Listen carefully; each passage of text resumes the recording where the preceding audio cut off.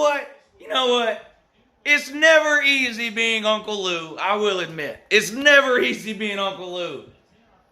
But holy shit, it feels good when the dogs come through for me. And I never had a doubt. Not only did Georgia win, not only did they win in blowout fashion, Georgia covered the spread. I know what you're thinking, but they were a 28-point favorite today. Yeah, today is not my fault you're an idiot and waited until today to bet the game. I bet the game on Sunday when the line came out and Georgia was a 24.5-point favorite. So that field goal that Georgia went ahead and kicked there at the end of the fourth quarter that put us from a 24-point lead to a 27-point lead was a real winner for Uncle Lou. And I, for one, never had a damn doubt. Georgia absolutely rolled in this game. They beat Arkansas 37-10. Now, in all seriousness, well, first, just look at it. But just look at it. No, I'm just kidding. I'm actually a nice guy. In all seriousness, though, shout out to Sam Pittman in Arkansas. Scared the bejesus out of me in the first half. I'm not going to lie. Georgia's offense, here we go again with Georgia's offense. I mean, you can watch. I tell you what, go watch any halftime video I made last year and any post-game video I made last year, and they're going to be the same pretty much as today's halftime and post-game videos. Georgia's defense is one of, if not the best in America, period. We gave up one touchdown today, and it was on a busted coverage where Felipe Franks hit a wide-open receiver for a 50 or 60-yard touchdown, whatever it was. Outside of that, Arkansas basically couldn't even get a first down. And you say, well, it's Arkansas. Well, that was the case for everybody we played last year, almost, except for LSU. But the point is, Georgia's defense is absolutely amazing and elite. And the offense is non-existent, just like it was last year. Last year, our first game of the year was on the road at Vandy. We beat them 27-6. Basically the opposite of this game. We scored, I think, 24 points in the first half. We were up 24-6, or 24-0. The final score was 27-6. We scored 3 points in the second half. Pitiful.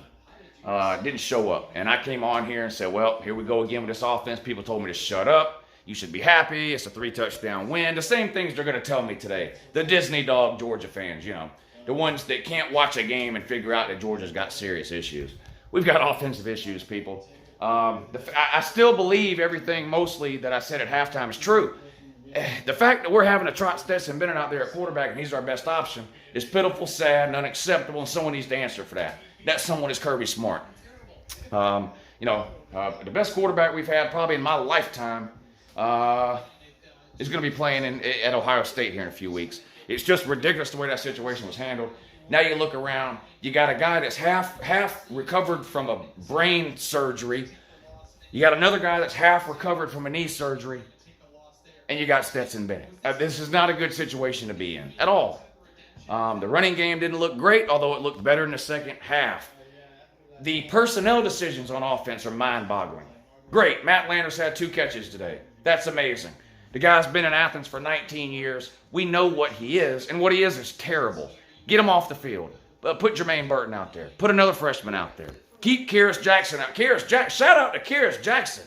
Might have found our number 2 today. Shout out to Kyrus Jackson. And George Pickens is exactly what we knew he was. He was George Pickens. Darnell Washington, I've been looking forward to seeing him play all offseason.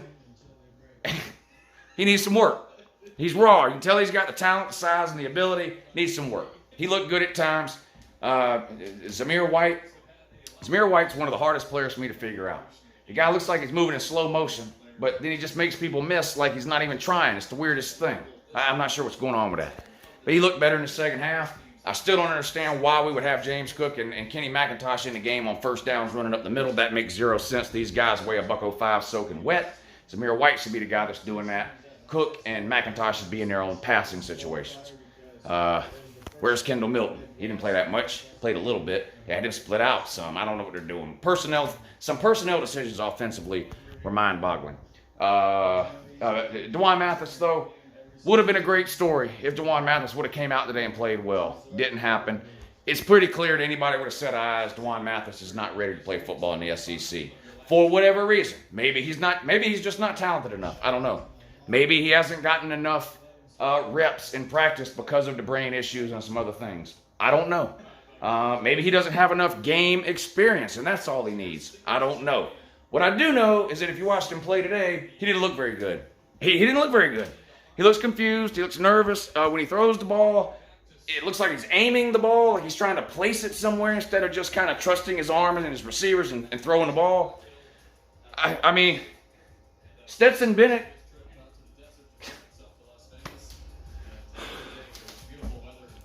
looked good.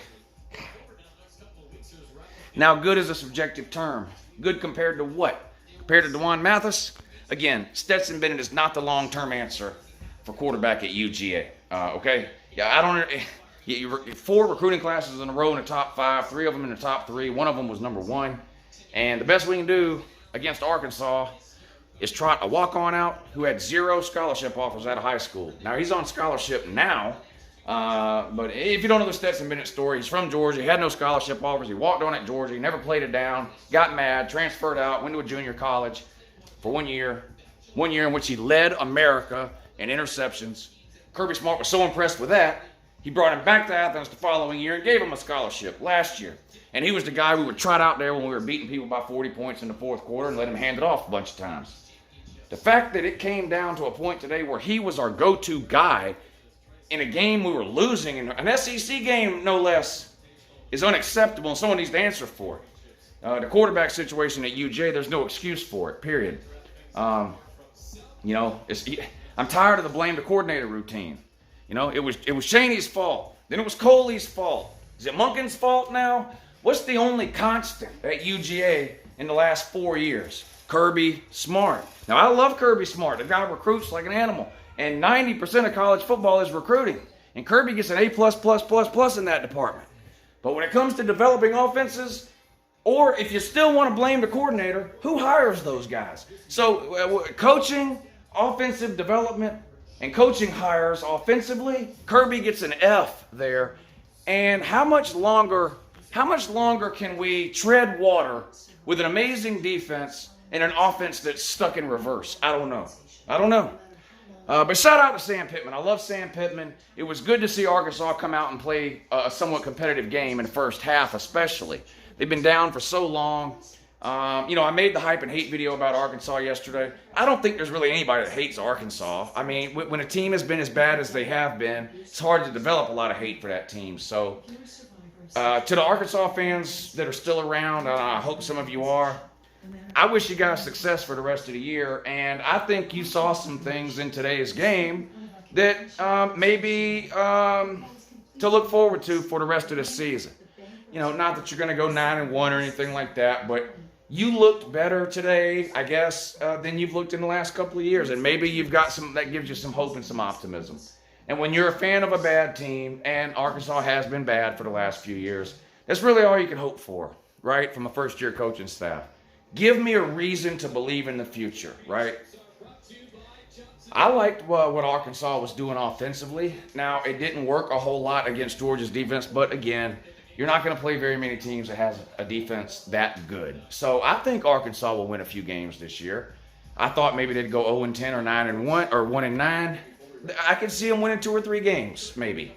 And I really don't mean that as an insult. Again, we're talking about a team that hasn't won an SEC game since 2017, and they only won 1 that year. So 18, 0 SEC wins. 19, 0 SEC wins. 20, you play 10 games, and they're all SEC games. So if you end up winning 2 or 3 games, that's a big improvement. I think that's all you can really hope for if you're an Arkansas fan. But anyway, shout out to the Arkansas fans. Like I said, I had a good time with you guys this week, like I always do during the week. With whoever Georgia's playing. I hope none of you took it personally, anything that I said. If you did, that's a you problem. Trash talk is just a part of college football to me. I can't separate the two. I don't have any hard feelings or ill will towards any Arkansas fan. Again, why would I have a reason to? I don't.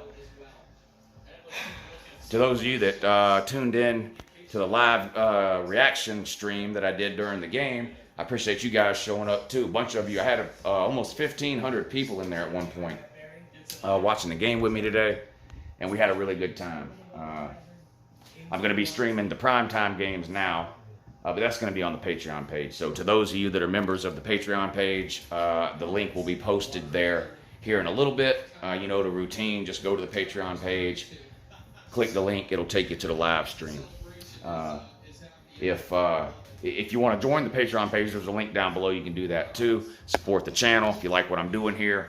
This is a great college football community we've built on this channel. And I say we because all I really do is provide the platform. The comment section on this channel is the best on YouTube, period. It's filled with diehard college football fans all the time. And again, you know, I make the videos and I'm blessed and lucky that people watch them, but the comment section is honestly, I think, what keeps a lot of people here. So shout out to all you guys in the comment section. I look forward to hanging out with you guys over on the Patreon page tonight.